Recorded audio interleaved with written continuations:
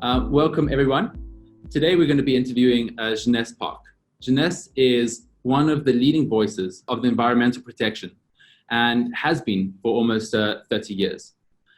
Jeunesse, you've pioneered organizations like Food and Trees for Africa, the Carbon Protocol, the first South African carbon calculator, permaculture generally in South Africa, and the African Climate Reality Project.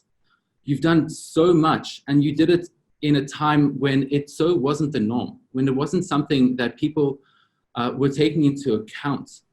Thanks. Very nice to be here, Joshua. Thank you. On that point, your organization was one of the first in Africa to really concentrate on the idea of carbon waste responsibility. How did you end up, bringing these issues forward and to the forefront of conversation in a time when it really wasn't that big of an issue? At the end of 1989, I was living in Australia, and when Mandela was about to be released, I decided it was time to come back to the country of my birth and do something positive to try to help to contribute to equity, not just societal equity, but environmental equity. At the time, the majority of people were living in the very degraded townships, and sadly, I have to say, this is still the case. The majority of the population is still living in poverty and poverty-stricken environments as well.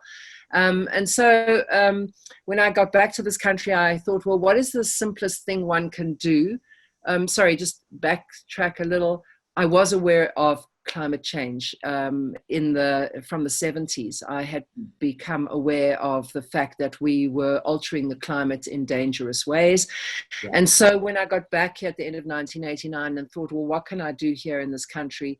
The simplest thing I thought was tree planting. And I must say I was hugely inspired then at the time as well by Keren Kayem at the Jewish National Fund, because when I started out, the very first people who showed any interest in tree planting in the degraded townships and rural areas of South Africa, and the first people to help me financially were the Jewish National Fund of South Africa. They also at the time introduced me to some of the bigger business people in this country because I had just arrived back. I knew nobody.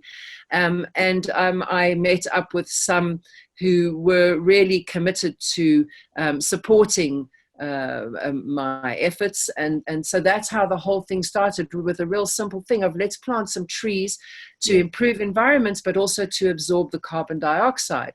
Yeah. And I recall at the time I approached the then CEO of our massive public energy company, Eskom, which sells energy right through Africa. And I went to see the CEO at the time and I said, listen, then we were in the top 5 of carbon polluters on the planet because all of the energy in South Africa was produced by coal. Fossil fuels. So I went to see this chap and I said, listen, why don't you give us 1 cent off every electricity bill towards planting trees? And he looked at me like I was absolutely nuts and, called me really a hippie tree hugger. But it was the beginning, and people did start to, there was some traction, people did start to believe. And when they saw what happened when we went into the townships, I used to put my children in the back of my car, load the boot with trees, drive into the townships and plant trees. But at the same time, I realized very, very early on that there was no point just rushing around planting trees and telling people what to do if they didn't understand why.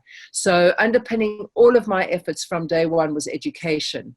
And I realized that you could start with, okay, so you have to dig a hole to plant a tree. Well, let's clean up some of this waste first, and let's try not to pollute so much. And then, talking about the earth and how looking after the soils will help to generate healthier food. And you can go all the way with the tree from the roots to the photosynthesis and the carbon absorption. And there you have it.